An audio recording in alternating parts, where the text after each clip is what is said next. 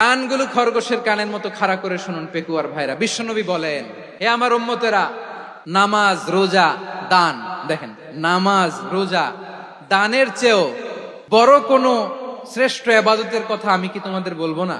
সাহাবারা তো অবাক, বলে কি নামাজের চেয়ে বড় ইবাদত, রোজার চেয়ে বড়, দান করার চেয়ে বড় ইবাদত?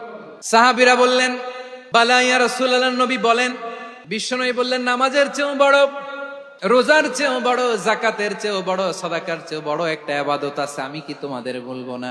সাহাবারা বললেন, ইয়া রাসূলুল্লাহ, বালা, অবশ্যই বলবেন, সেটা কি? বিশ্বনবী বললেন, ইসলাহু যাতিল বাইন।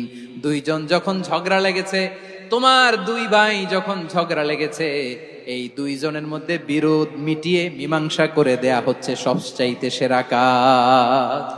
দুইজন ঝগড়া লাগছে, দুইজনের মধ্যে মিলিয়ে দেয়া, এটা নামাজ, রোজা, সাদাকার চেয়ে বেশি সওয়াব।